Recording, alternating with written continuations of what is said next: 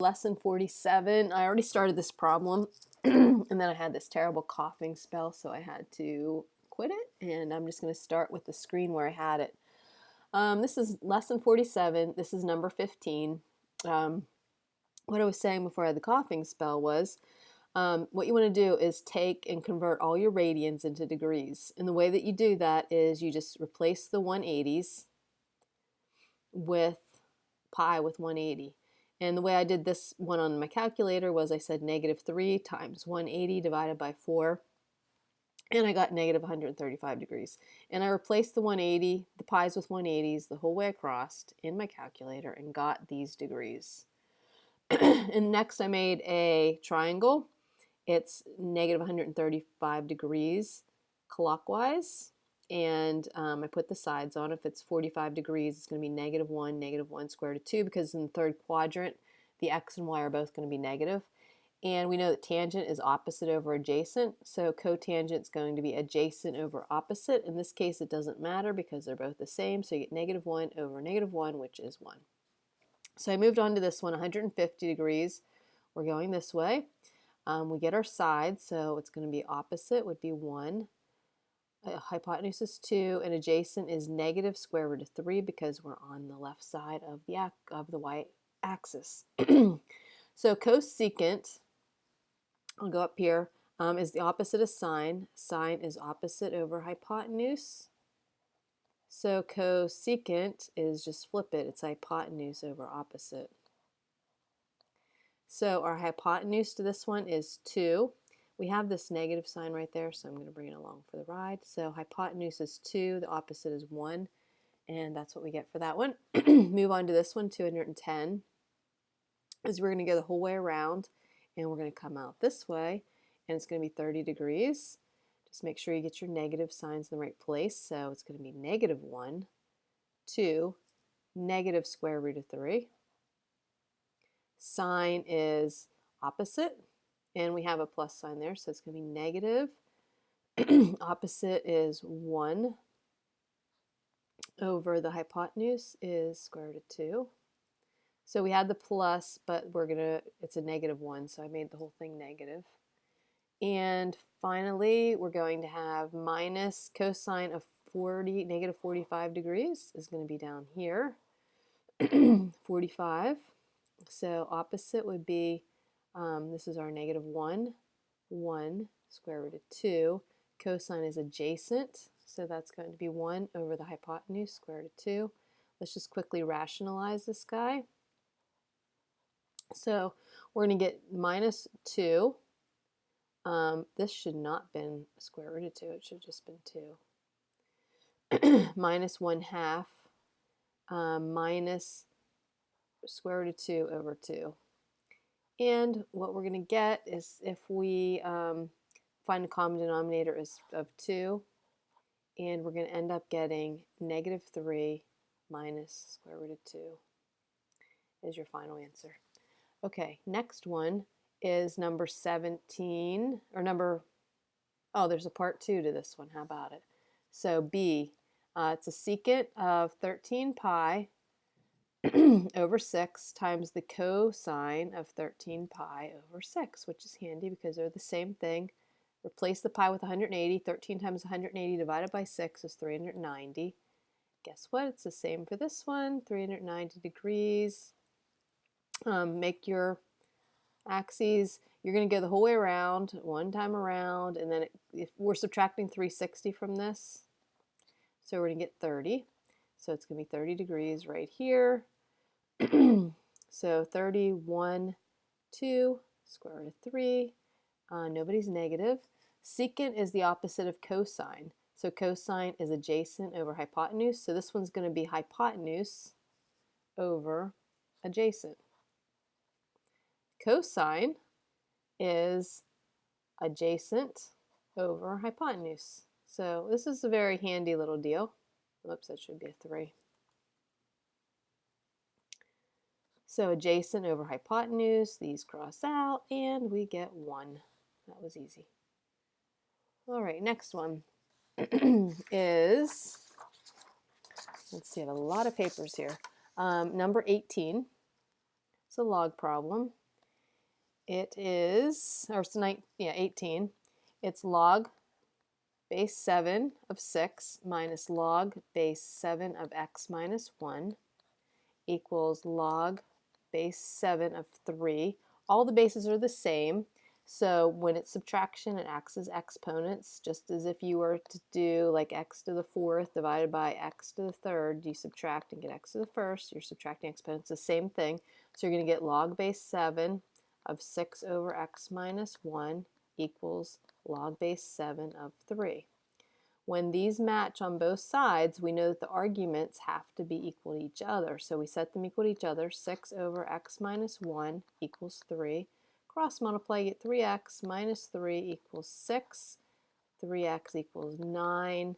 X equals 3 at the end. You have to check and make sure that none of the arguments become negative. So if I put in a 3 here, we're going to get 2, and we're okay. So let's go to new whiteboard. All right, next one is 22. This one says find 4/5 of the distance. 4/5. I have to read this one real quick. 22. I'm on the wrong lesson in my book, so hold on a second.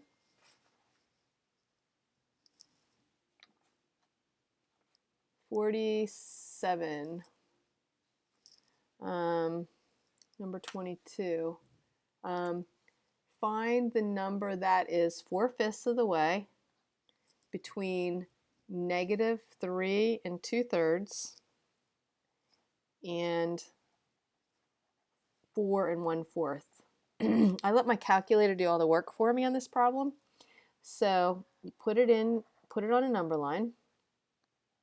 You don't have to do this, but it helps you to see what's going on. -3 and 2/3 is down here. Very sketchy number line. So 4 and 1/4. So I found this distance by actually adding them because, you know, we're going to have 0 here. So I'm adding, it's going to be, I changed it all into fractions. This ends up being, the distance from here to here is 11/3, and the distance from here to here is 17/4. So I just added these two distances together to get the total distance, which ended up being, in my calculator mind you, 95 over 12. That's the total distance.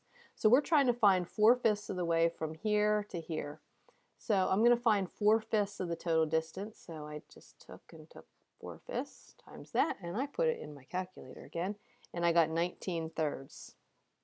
So 4/5 of the distance from here to here is 19/3.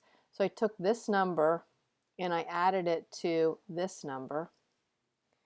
And so I took, this is a -11/3, and I added to it 4/5 of the distance, which is 19/3, and it came out to be 8/3. And if you could put that back in, it's 2 and 2/3, which would be 4/5 of the distance. So it'd be about here, would be 8/3, and that's 4/5. This would be 4/5 of the distance, and then this, of course, would be 1/5.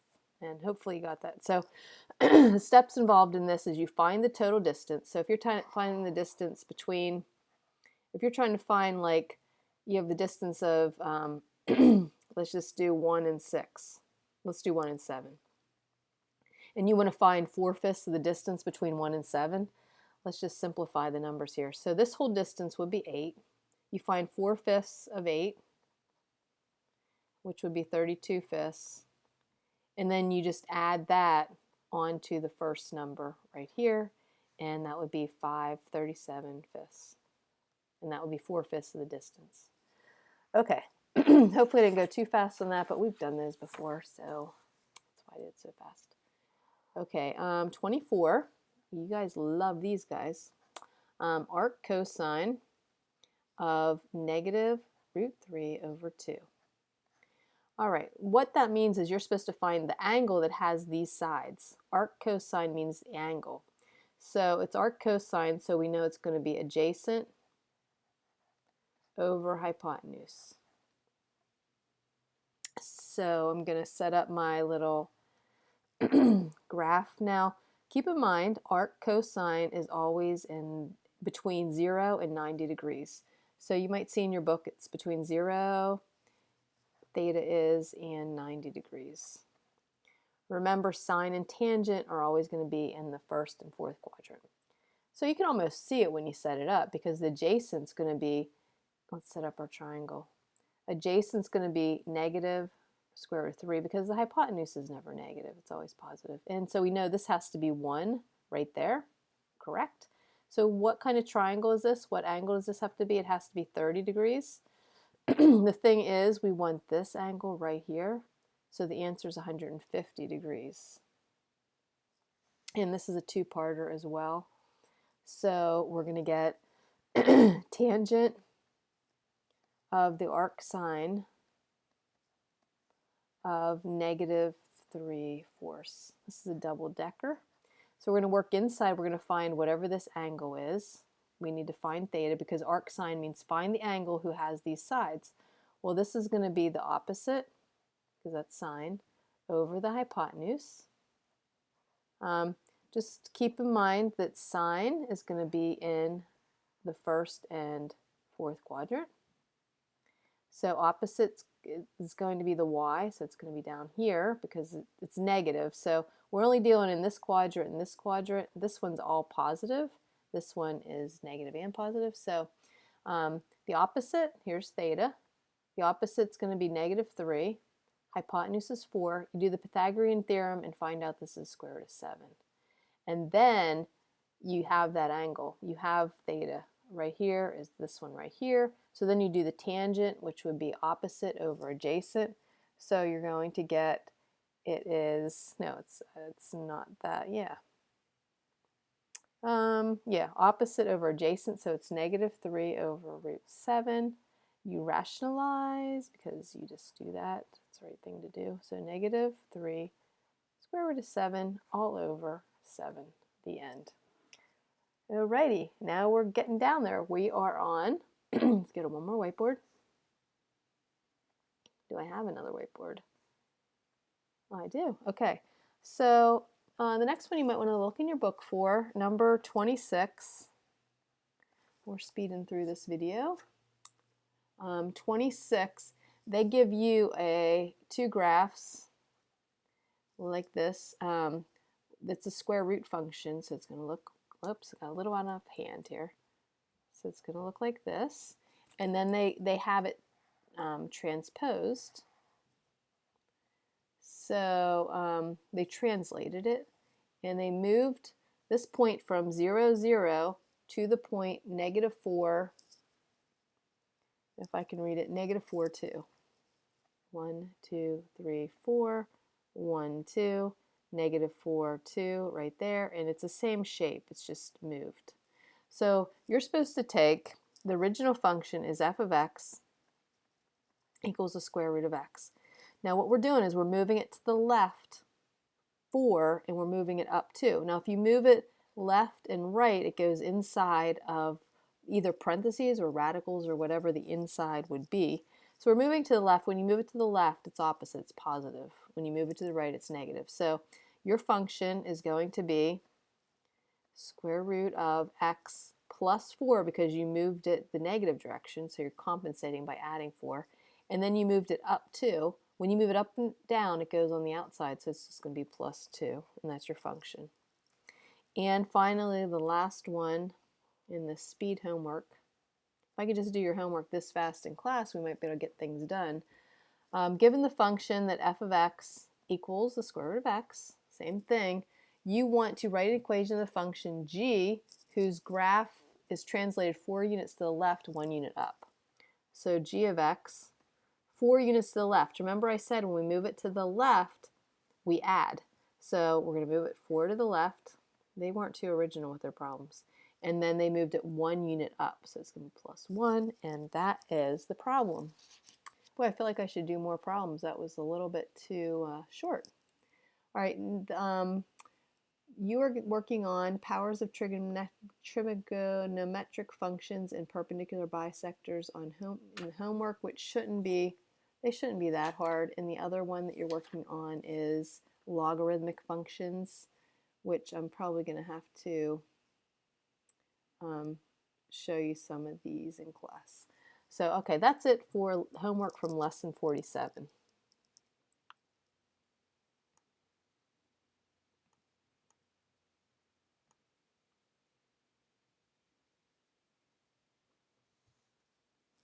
If I can shut this down.